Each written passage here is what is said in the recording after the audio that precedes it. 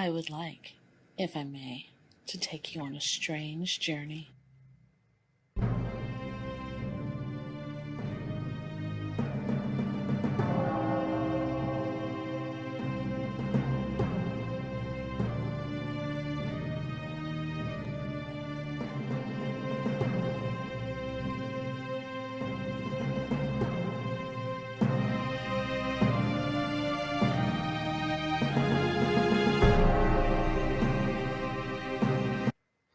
Welcome to 9sense. 9sense is a satanic perspective of our modern world, and I'm your host, Reverend Campbell. Today I'm being joined by Jason. How are you, my friend? Doing fantastic. How are you today? I'm great, and I'm very happy that you could join me, especially because of the topic at the top of the show is one that you'd sent in. And actually, I think you've sent me a couple topics that I've sort of latched onto and used. So thank you. I enjoy your perspective on things, even if I don't agree with it, which is fine. You generally come with a good reason and rationale with some good satanic principles to it. So I don't really need to agree. Yeah. It's all well put together. So, well, I appreciate you having me on, and I appreciate people in chat, and I'll try to hang with you. Yeah, well, it's going to be a good show. It is June 7th, and like I said, we got a great show. In The Devil's Advocate, we're going to be talking about, is shame a motivational tool? In The Infernal Informant, Joe Biden, Donald Trump, and the Weimar Republic, history's dark lessons. And we'll close it out with a bit of fun, with a bit of a conversation on the creature feature about A Quiet Place Part 2.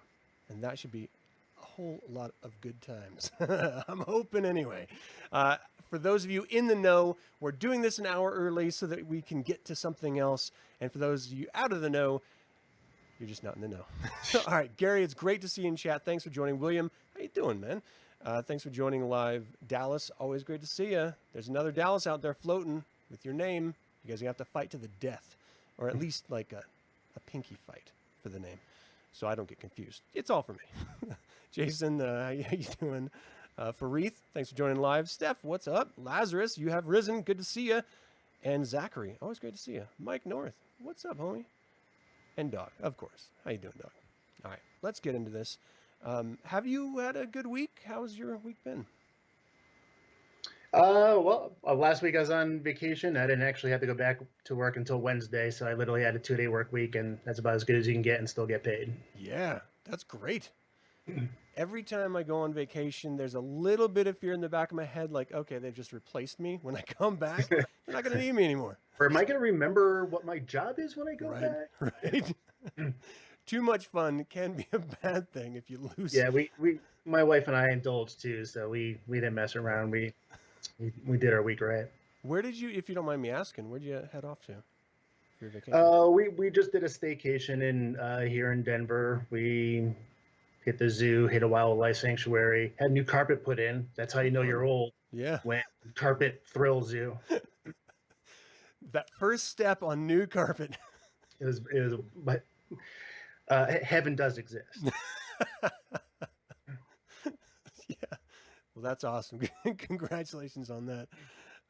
Home improvement is like a silent, like thrilling thing. You get when you realize that you've just improved on something that you've been living in for so long. You're like, why haven't I done this before? We've been living in squalor, and now we have fresh new carpet. Yeah, it was overdue since we moved in like 9 years ago. So, nice. All right. So we finally got around to it. Well, let's dive in to the first topic in The Devil's Advocate on the other side of this.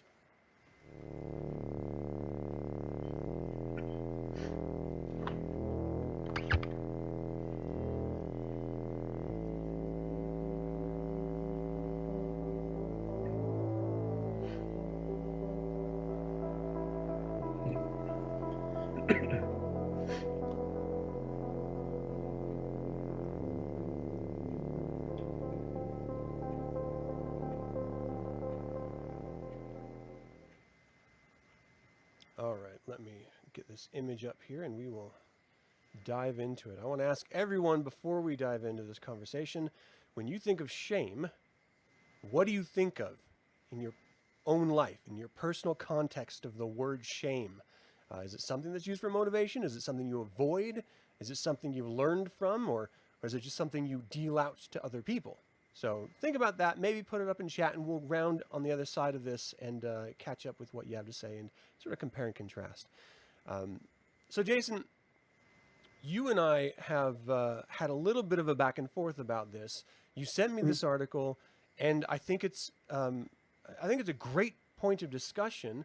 But you had also mentioned you found a similar article, and even with those articles' flaws that you had found inherent with them, there were some bits of information that you found of value. Do you want to talk a little bit about those studies and how shame is used as a motivational tool in them? Sure, and forgive me while I kind of look away to look at my notes so I can get things right. The first was actually a study, a paper done by author named Lickle, along with a handful of other people. And they did a couple different studies, just sent out questionnaires to multiple people, asking them about certain situations, events that happened in their life, and they gauged embarrassment versus regret versus guilt versus shame. They had a whole algorithm, put it all together.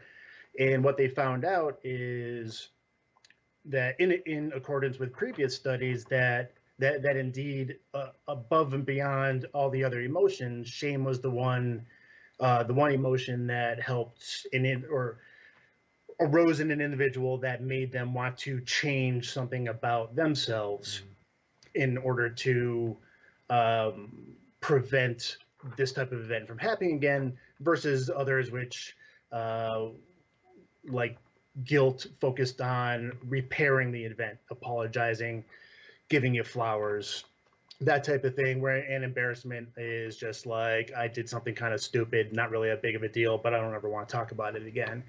That happens to me a lot. We heard the New York story. Yeah. That was shame. It went that far, huh? Yeah. And the second article was, as I was mentioning to you before, it was off a website called positivepsychology.com.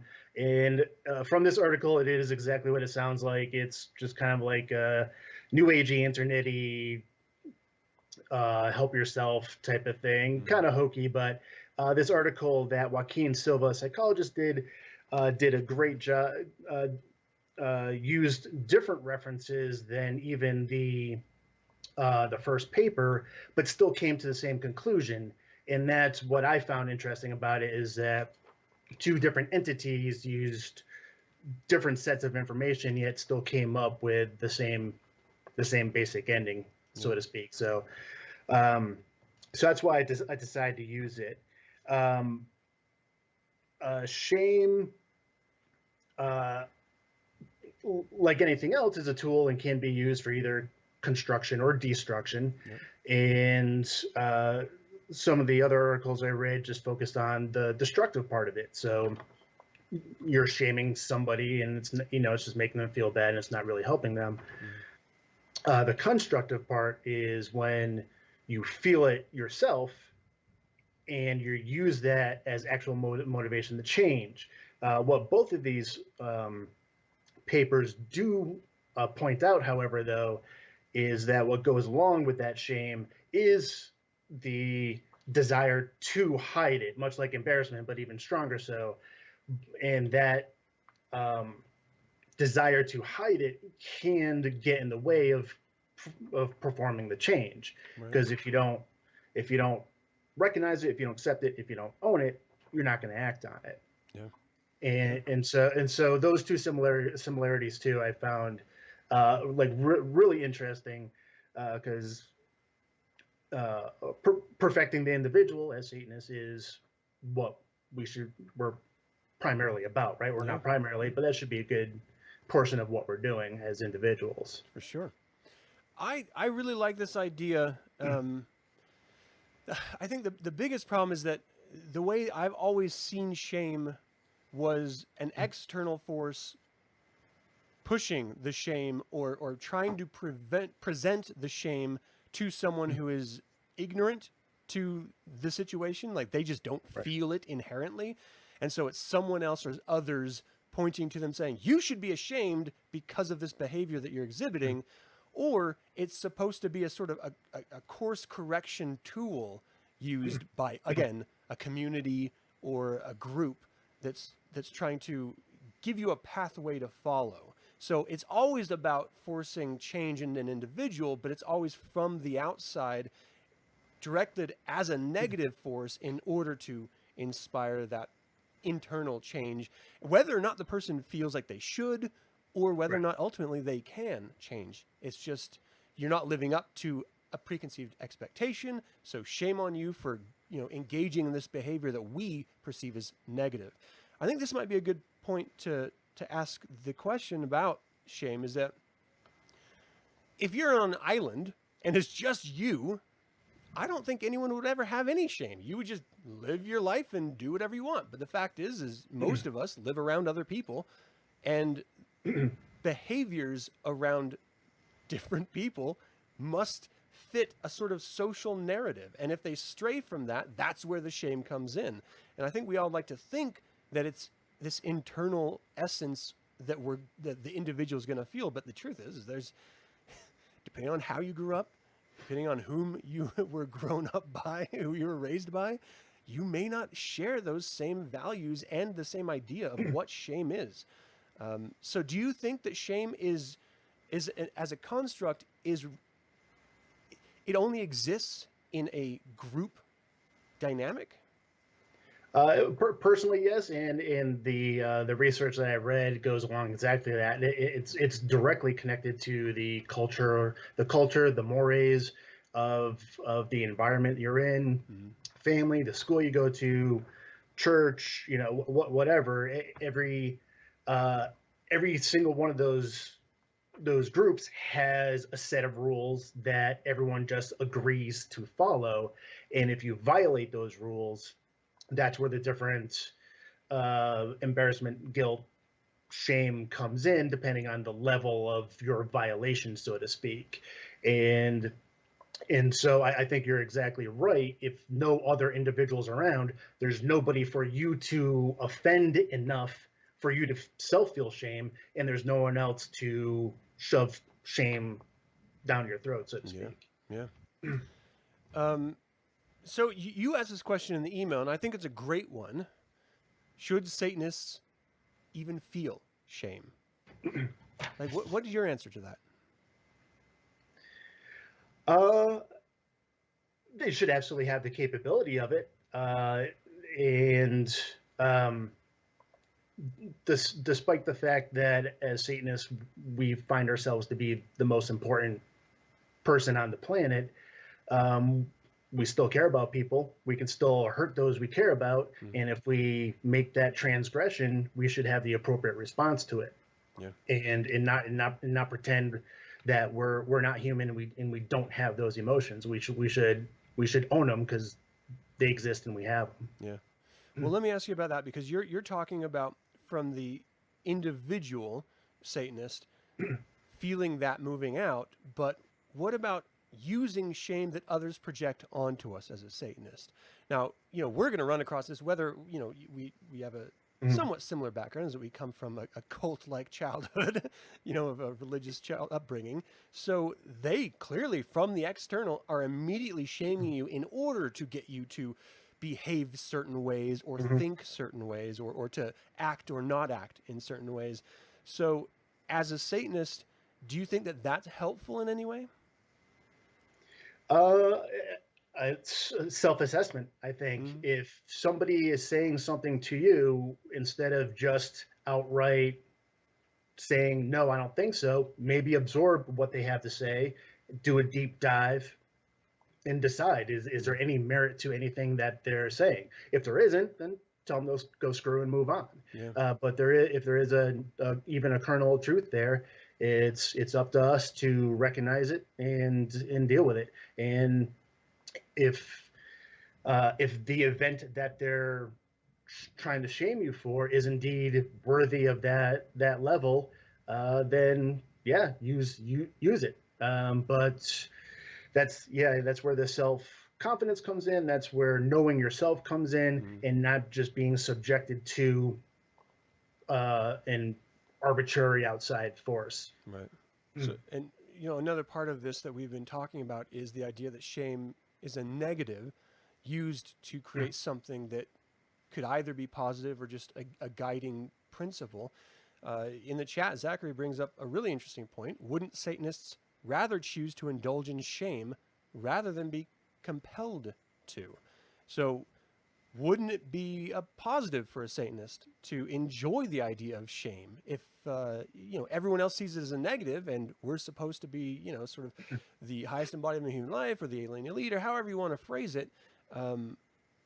We have a list of the 7 deadly sins that Catholicism has crafted that we indulge in. Wouldn't shame be a part of that, do you think? Only if we're using their rules to run our life. The only way we would be shamed is if we took their rules and if we broke them, feel bad about it, which we probably shouldn't be doing. Right. For speaking for myself, of course, my thing with shame would be I have my set of rules, and if I violate those rules, whether I do it to somebody else or what have you, that's where the shame comes from. So it's not really so much from, okay, I indulged, I have premarital sex, all the other rules that people try to force on you. I wouldn't feel that shouldn't be a source of shame for us if we violate those, because those rules don't even apply to us. Right. I think that's a good point, because those 7 deadly sins are only sins based on the shame that is like sort of tacked on to the end by those religious entities or by those external factors. Right. So shame in and of itself would not be what we want to indulge in. It is the thing that is causing the shame, the supposed shame that we are indulging in, that we're enjoying. Right. Whether that's lust or wrath or just taking a couple hours and doing nothing during the day. A little bit of sloth there. All right, Justin says, a Satanist should only feel shame when the Satanist's actions are self-destructive, and a Satanist should know the difference. I think that's interesting, but I don't know if that's shame, because then it's immediately like shame is an amorphous emotional feeling. Not, I wouldn't call shame self-destructive, right? Like, again, it's just a force behind an act. So I don't know. What do you think about that statement?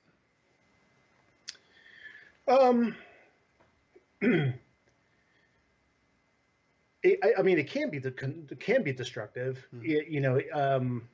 I guess I think it's all levels. It's how deep does the shame go? Did you do it to somebody else, or are you only inflicting it upon yourself? Like for instance, somebody's like a needle drug user and they're trying like crazy to get off of it and they just can't. Then they might have like an internal shame like towards themselves. But generally, if you feel shame for something, that's because you like really screwed somebody over, somebody you care about over.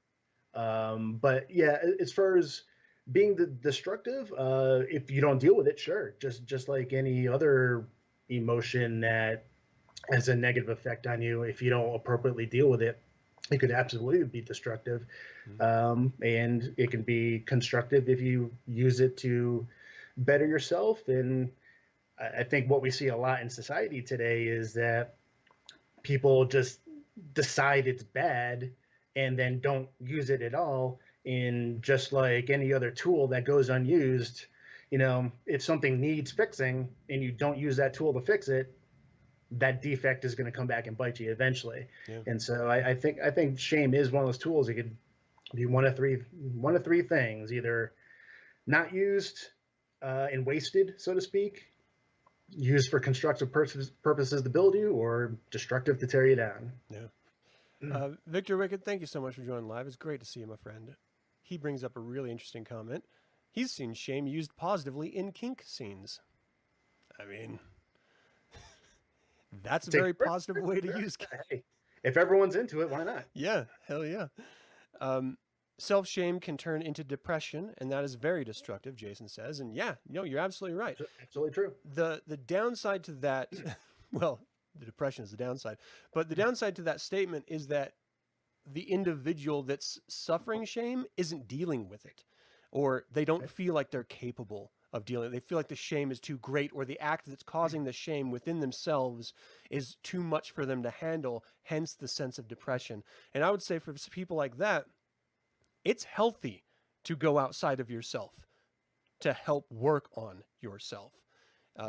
Not everyone is capable of dealing with everything that life throws at them, or the random chaos of how their lives are in the moment. Sometimes you need help. And that, I think, is when you could then turn the shame that you're feeling that's drowning you into a positive force again by seeking the help, knowing that you cannot yourself deal with what you're feeling. Because let's be honest, shame it's an abstract notion that we're applying to things. It's not like this universal law that's handed down by some god. No, it's just people looking at other people saying, you shouldn't have done that. How dare you? Or you acting in a certain way saying, ooh, I shouldn't have been doing that. Oh, I'm kind of embarrassed. It's worse than embarrassment. I'm shamed. I'm ashamed that I did that. So it's a judgment that's being passed, but it's not something that you have to feel. And again, you can turn it. You can redirect it and refocus that energy into different ways, into different avenues. And I think that's really important. And depression of itself, that's not always a symptom of shame. That can be just a chemical imbalance.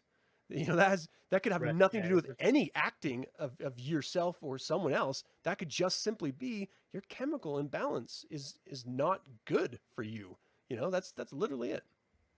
So always use that. And that point is exactly right on. Yeah, that's if the person who feels the shame, whether it's justified or not, they're still feeling it. If they just don't know how to deal with it one way or the other, either internally or, like you said, use an external source, then that's when it can eat away at somebody and bring them down from the inside out. Okay, so let me ask you a question. The people who don't feel any shame for anything, are they heroes or are they villains? Because I wrestle with this idea that they're either the greatest people on the planet because they feel no shame about anything, or they're quite possibly the worst people on the planet because they should feel shame for something. Damn it! What do you think? By our standards, right? Yeah. So I guess that's a great third side way of looking at it. Is they're as indulgent as you can possibly get as a human being, right?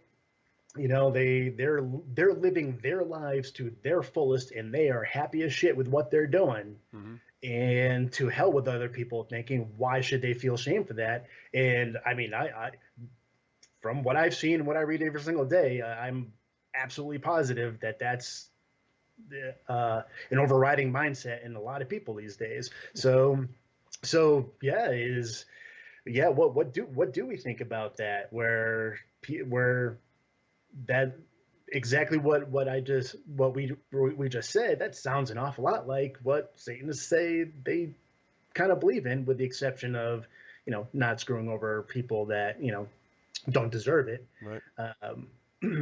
Because that would be the only caveat, right? Is that they're doing harm to other people that don't deserve that harm. That could be like the one fly in that ointment. Right. But I mean, if they're just going out and they want to do drugs and they want to drink and all that other stuff, as long as they're not hurting anyone else, why should they feel shame? Yeah. I go left and right on this, bouncing around on the idea because I don't have any personal shame going about my life because I'm living within the boundaries of that I've set for myself. But also when I'm out and about with other people, I act according to those rules. I don't just say, to hell with the conventional ideas of respect and politeness. No, I actually adjust to the rules of the environment that I exist in the moment. And so when I'm in my professional life, I act a certain way. When I'm with my friends, I act a very different way. When I'm on the show, I act differently than I act when the camera's turned off. So, the guiding lines that I use to direct myself, it's always walking around any potential shame based on those that I'm around. If I didn't have any shame, then I wouldn't care how I acted around anyone. And I probably wouldn't have the success Right. that I have in my personal life and my professional life. I certainly don't think I would have any of the friends that I have right now. I think it would actually be abjectly dangerous to my ability to get along in society. And I think one of the biggest problems we have in our society is that too many people are saying that it's okay to have no shame, to do your own thing. You're perfect the way you are. Everyone else should adjust to you, not Yeah. you adjust to the standard and Yeah. norms of the society that you live Yeah, in. I think you're exactly correct on that as well, and that's what I've noticed. I'm not big on social media, but read the news and you read the comments, on various websites, and that's 90% of them is, how it's like, yeah, don't you worry, like you said, everything you're doing is perfect, you're you, and don't let anyone tell you different. Yeah. And if somebody dares to suggest that maybe what you did was kind of jacked up, then that shamer gets shamed by everybody else. Yeah. So shamers get shamed themselves. Going on that, let me read this off because this is a reference from the second paper, and it fits in with what you just said. Some conceptions of shame is considered self-blaming emotion, and claim that emotions like that are crucial for the development and maintenance of interpersonal relationships because they act as important social regulators by encouraging a balance between the individual's urges and the rights and needs of others. So that fits in perfectly with the framework of a society. Mm-hmm. We do live in society. Society has rules. We can ignore those rules if we want to, but like you just indicated, you're not going to have the job you have. You're not going to have the house you have. Your wife would probably kick you out, Mm-hmm. and so you wouldn't really be able to function unless you wanted to go to a militia camp in Montana. Yeah. That'd be the only other option. That's my end game. Yeah. I was just thinking about this when you were saying that. Can you be an effective lesser magic practitioner, an effective witch or warlock in your life, if you don't at least acknowledge shame? You may not feel it, but you understand the notion of it because you have to operate in others' boundaries and manipulate those boundaries with that understanding, their understanding, playing by their rules. That's how lesser magic works. You're adjusting your behaviors to expectations and manipulations. So if you don't have any shame and you don't acknowledge any shame, can you even be a successful Satanist? I don't see why you can't use shame against your target. Mm-hmm. Know how to know your target, know the individual who's in your way, and nothing says you can't use shame to work on them a little bit. But in order to do that, you need to know the concept of it, need to know it exists, and need to know its power and how to use it. Yeah. I think it's interesting. Let me know what you guys think in the chat. I think that's a pretty good place to wrap up this conversation. Is there anything you wanted to add to it before we move on? No, I think we covered everything I had in mind. I mean, if we had 5 hours, we could do a much deeper dive and go into all the little offshoots because, this is one of those conversations that has tons of branches to it, and you just go down a philosophical rabbit hole and never come back. But yeah, I think this is a good spot. Okay. I enjoyed the conversation. Thank you. Well, thank you all for indulging in it with us, and let's move on to a little Infernal Informant.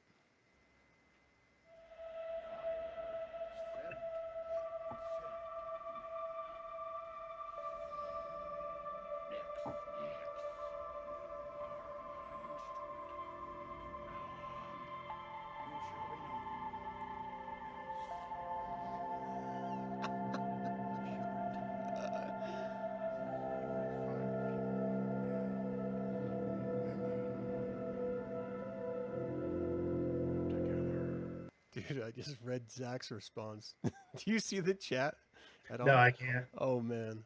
Oh, God, that was great. He says, now I have to poop with the door open to test my shame response. Who says there's shame in there? All right. I did not see the image that I threw up there throughout that whole conversation. And I think it's because I had hit it. So here's this one. Sorry about that, people.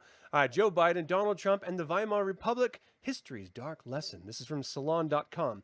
Now, I don't agree with every idea in this, but I thought it was a great place to have a conversation, and that's why I'm bringing this up. If Donald Trump movement is destined to be America's answer to Nazism, then the Joe Biden administration is currently a rough equivalent of the Weimar Republic, the unstable constitutional democracy that governed Germany before the rise of Adolf Hitler.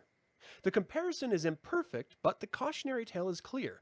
There's an obvious risk that the Biden and the narrow Democratic majorities in Congress will fail, and that the Trump or a successor will take over and then cement themselves into power for at least the next generation. Every American who wants to avoid this, especially Biden and the leading Democrats in Congress, needs to learn the right lessons from Germany in the 1920s and 1930s. It would require a medium-length academic article to lay out all of the similar and dissimilar qualities of these two nations in these two different periods. But for the purposes of understanding the threat proposed by Trump, there are 5 key similarities. 1.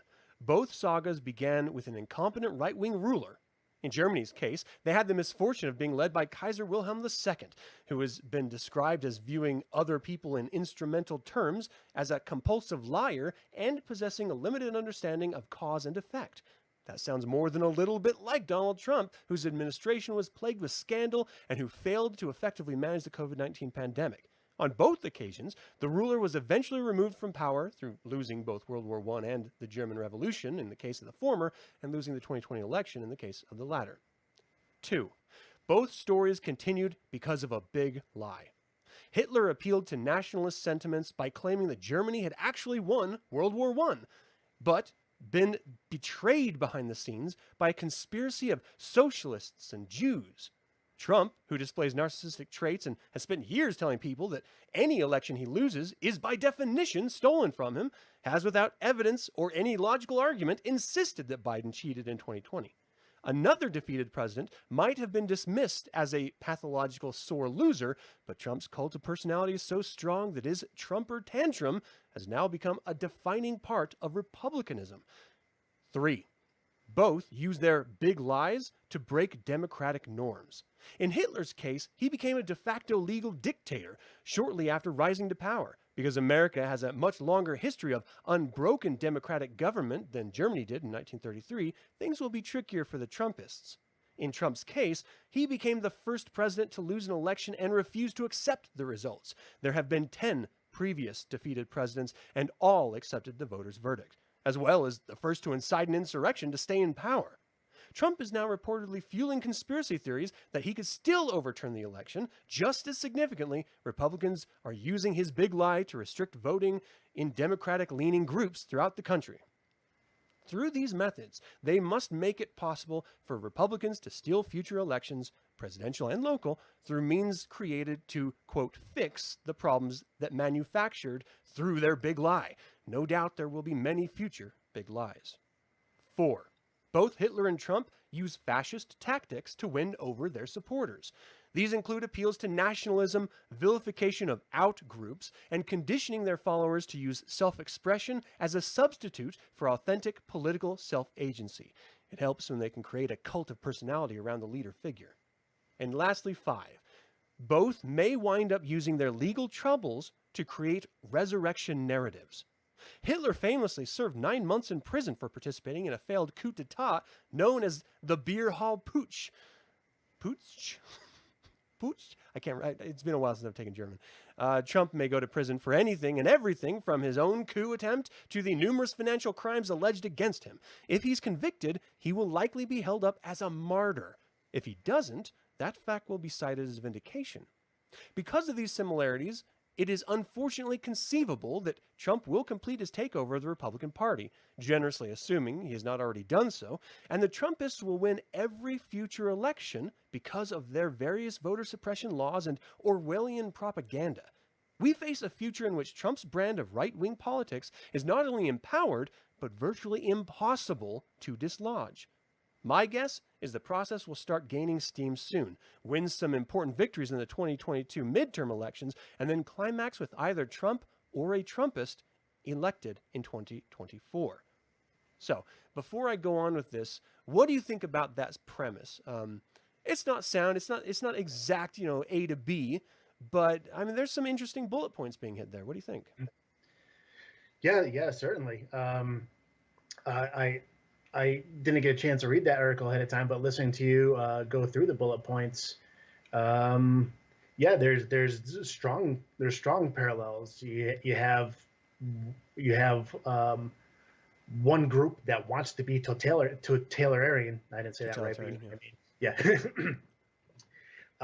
And they know how to get their crowd going. Mm-hmm. They know patriotism, nationalism, they slogans, chanting. I mean, they one thing you can say about Trump and his crew, they know how to incite a crowd. Yeah, they do. And they know how to get people out and cast their votes for them. And they also know how to train their people to invoke fear in the competition. Mm-hmm. And so, I mean, that could be one of the things we very well see in the midterms is people afraid to go to the polls because there's going to be guys hanging out there with AK-47s waiting for them. Yeah. And again, there are regional laws to protect this type of action and others like any voter suppression laws. But there's a lot of laws being passed right now and have been passed since the last election to actually disenfranchise and reduce the possibility of everyone voting on a regular basis. So for a democracy that is supposed to be a representation of its populace, preventing its populace from actually having a say is an interesting take. So let me go on with this really quick. None of that will be possible as long as Republicans in the Senate can filibuster legislation to death.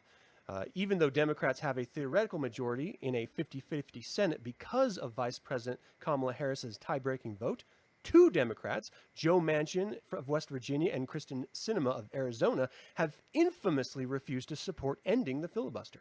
Their rationale is that a British Prime Minister, Neville Chamberlain, who notoriously gave part of Czechoslovakia to Germany and thereby emboldened Hitler, like Chamberlain, they want to appease the far-right extremists in their midst. Today, this means legislation that would protect voting rights, investigate the Trumpist coup effort, and help America's economy recover from the COVID-19 pandemic is still unnecessarily thwarted or watered down by Republicans bent on reclaiming power.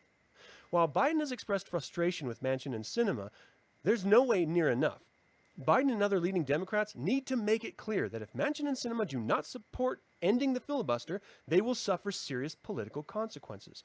The Trumpists understand this principle when they stripped Representative Liv Cheney of Wyoming of her position in the House Republican leadership because she wouldn't back the big lie. In their quest to make America forever Trumpist, they will tolerate no dissent. When it comes to what Democrats must do to stop Manchin and Sinema, however, the goal is not to suppress dissent, but to make sure that those who do suppress dissent can't rise to power. If Manchin and Sinema refuse to do something reasonable to stop them, the Democratic Party must make them suffer politically for it. To quote John F. Kennedy's final speech, which he never got to deliver because he was assassinated, quote, "This is a time for courage and a time for challenge. Neither conformity nor complacency will do. Neither fanatics nor the faint-hearted are needed." Consider the nightmare scenario. Sinema and Manchin switch parties and Democrats lose control of the Senate. As bad as that might be, it would also force Republicans to shoulder some of the blame for political gridlock and might be preferable to Democrats being seen as impotent because two bad senators are blocking their entire agenda. If Biden can't get Manchin and Sinema to stop supporting the filibuster and back their agenda, then they deserve to be effectively treated as Republicans even if they remain nominal Democrats. Biden can still creatively use executive power or at least somewhat follow the next step. And that step is to make sure that he adequately addresses the people's legitimate needs.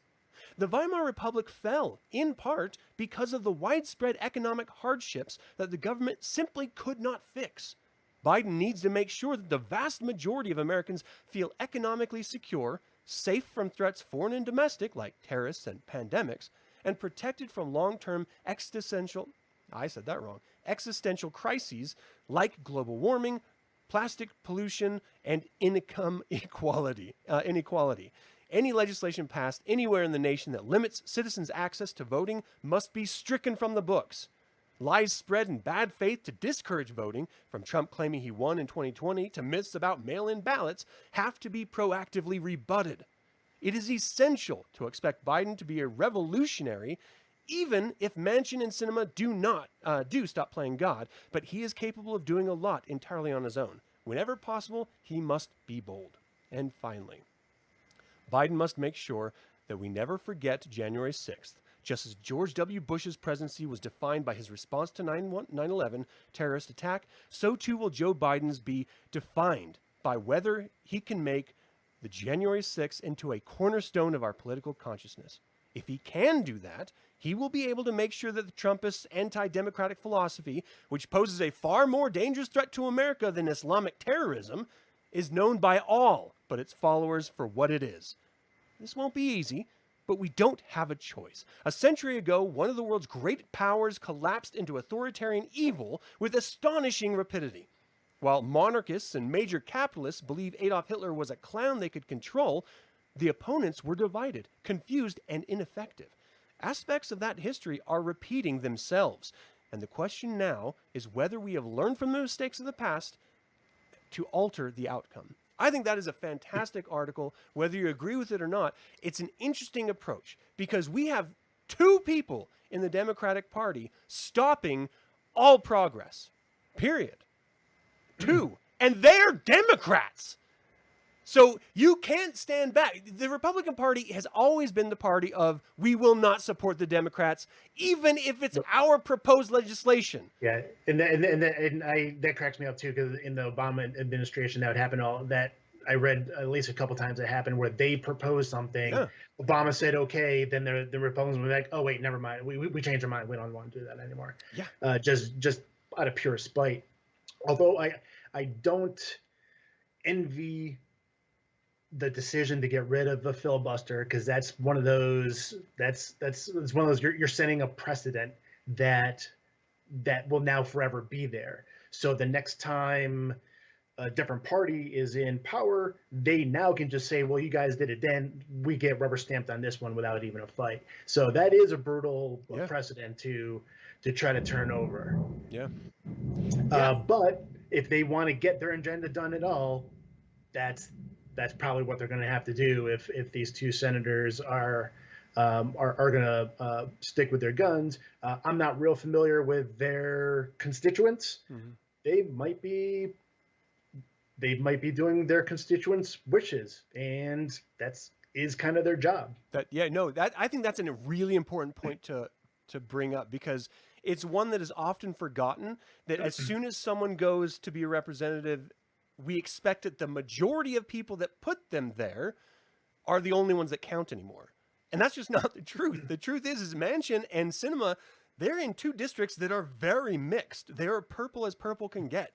And so they're in a really tough spot, trying to not only placate their Republican and Democrat supporters, but also trying to support their Democratic peers in the House and the Senate.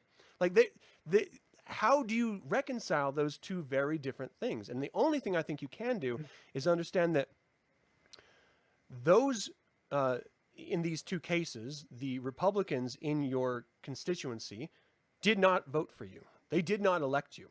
It was the Democrats that did, because you're a Democrat, supposedly. And those Republicans that did vote for you are ones that are more even-keeled and see both sides of an argument, not so much, on the Trumpist cult side of it. Or the hardcore Republican side of it, or else they just wouldn't have voted for you in the first place. And in that light, I think it is important that you need to do what you as an individual then, who was voted into power as a Democrat, should do for democracy, not for Republicans or Democrats. And fair point. I don't for any second think that getting rid of the filibuster is not going to bite someone in the ass in the future, because it definitely is. But the fact is that it has stopped all progressive legislation, from healthcare to voting rights to minority rights, and on and on. Employee rights. It has done nothing but stopped any progress. And we saw it all throughout the Obama administration when the Republicans, Mitt McConnell came out and said, we will not work with Democrats, period. And they didn't. And now we're seeing it in the Biden administration when same guy McConnell says we are not supporting Democrats, period. And so every time the Democrats and Biden and every senator caves into some sort of whim that demand that Republicans put on the table in order to get their vote to go along with them, and then they get burned, they seem not to learn that they don't want to work with you. They pretend it, they complain, they put up roadblocks, and as soon as you concede to them, you're starting from a position of weakness because they're never going to work with you even after you've conceded to their demands. And it's been proven over and over again. And so when you have these sort of willy-nilly, I want to be on both sides of an issue type Democrats who are stopping all progress, I mean, what are you supposed to do? What can you do other than shut them down, kick them out, and move forward in a progressive... And here's the other side of that. Let's say the Democrats end the filibuster, and in the next term or the term after that, a Republican comes into power, and then they start passing legislation. Okay, that's how our government works. That's how our system of government works. And then the Democrats would be like, "Damn, I wish I had the filibuster." But then they'll also be able to have some tangible results saying, "Look, you voted for Republicans, and this is what they did. They gave tax cuts to the top 1%, which was the lowest part of the Trump administration for all of his own supporters. They all hated that. And so it was like 80%, 87% of his own supporters hated that he did that. So you have tangible results of saying that, look, when they're in power, this is what you get. So don't vote for them. But when you don't have that, you don't have the consequence there, and you just have the roadblock and way, then Republicans can just say, look, we stopped Democrats from moving forward with their communist liberal agenda, with no proof to the contrary. And they're going to conveniently forget the part that they're the ones that stopped progress. And in the end, they're just going to say, look, Democrats were here for 4 years. They got nothing accomplished. Yeah. Ignoring the fact that the reason why they didn't get anything accomplished is because they deliberately stood in their way. Exactly. So with that frame, I think we have to, just me personally, I think we have to get rid of the filibuster. I don't think it's even an option. All it has done has stopped 2 administrations from passing anything worthwhile to benefit the populace of this country, red and blue or purple or whatever the hell you fall under, if anything at all. If we want any progress, we have to go back to how the laws were written. And that's 50% is all you need to pass legislation because you have the vice president. And that's it. No supermajority bullshit, no filibuster stopping progress. That's it. Elections should have consequences. And those consequences, ironically, can actually benefit people in the end if they just allow them to happen. It's crazy. Sometimes the way to prove that a problem exists is to sit back and let the problem exist and see, there it is. Yeah. I don't know. It's always a tough conversation to have because people do tend to fall down party lines or ideological lines. But, when we had that Great Recession in, I think it was 2008, I was always of the mind that we should just, as a country, suffer. We shouldn't be propped up. We shouldn't have allowed the banks to loan the banks so much money and then, have them, they actually did end up paying it back, but there were no consequences to it. No one went to prison. There were some fall guys that did some jail time, but there should have been greater consequences to our society so that we could then build back up. Because what's happened is we're in the same spot right now. Now there are massive balloons happening in real estate right now all around our country, which was the same problem we had in 2008 before the Great Recession. And that bubble is going to burst again. It will always burst because it's being propped up by the reason why we got our house so at the price we did is because we got it after a foreclosure from that exact bubble. So, sorry, dudes, but it kind of worked out. Hey, take advantage. That's Yeah, and we're not moving out of this house, so we're all set. So so the inflation, even if the bubble pops, we're good. We're not going anywhere. Um, I see that I see a use for the minority not being completely made lame ducks, but there has to be something better than the filibuster. You got to have something more reasonable than that. I mean, you don't want to like completely give them zero power. They should have some kind of say, some kind of fight, but the amount of power that they have as the minority is way out of whack. It's way out of balance. Yeah. It's like the reason for winning all these elections and having 50 plus, more than 50% is so that you can get your stuff done. Yeah. and now the minority can completely bring things to a complete halt. That just doesn't add up. No. Yeah, I agree. It's absurd. All right, well, that's enough of that. Thank you guys so much. What do you guys have to say in the chat before we move on? As long as poo-pooing identity politics doesn't stifle the social growth, blacks and LGBTQIA. Oh my gosh. Oh, that's so many. Humans still need. I knew about the QIA. I don't even know what K means. What K stands for. If someone can educate me, I'd appreciate it. If Dems want to win, do the stuff the base wants: legalization, M4A, UBI, student loan forgiveness, etc. Stop playing.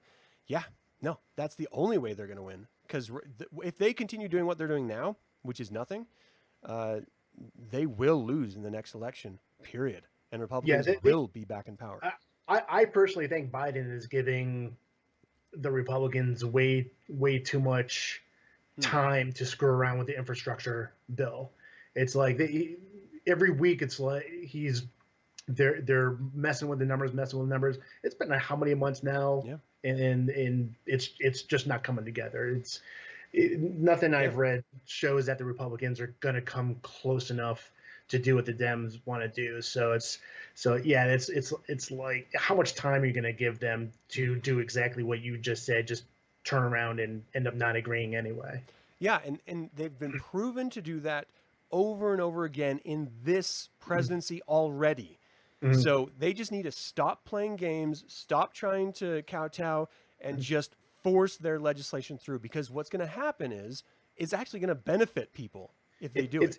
It's going to work, and hopefully that'll show up in the hopefully for the Dems, that the Democrats for their own political health that shows up at the polls, because the fence riders might actually then see, okay, I'm not going to throw my vote away, so to speak, on an independent. I'm actually going to vote for a Democrat this time. Yeah. But if history tells us anything, I mean, it's one, Republicans will never concede to anything a Democrat proposes, and two, Democrats will always find a way to bungle it. Always. They're good at it. You got to stick with what you know. Practice. Yeah. All right, let's do a little creature feature and close this out. Oh, I didn't realize what time it was. We got to be quick. Oh, yeah. I haven't seen it, so I'll just sit back and listen. Okay. I'll be quick.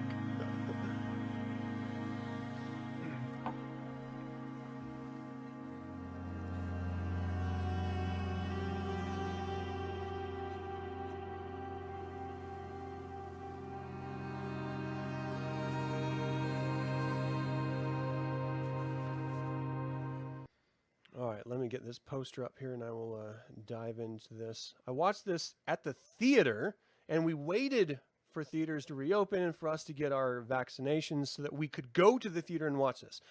This is definitely a theater experience. The first Quiet Place I watched, there were so many people in the audience because, again, it was pre-pandemic. Popcorn, candy wrappers, sodas, that squeaky sound that the straw makes when it moves in and out of the cup at the top of the soda lid. All that was non-existent. This film, the first one, forced people to just hold their breath because it was so quiet and so much anxiety happening on screen that you just felt like you too had to be quiet. And if you crunched, you felt shame. You felt bad because you were ruining it for everyone else because everyone was just in the zone.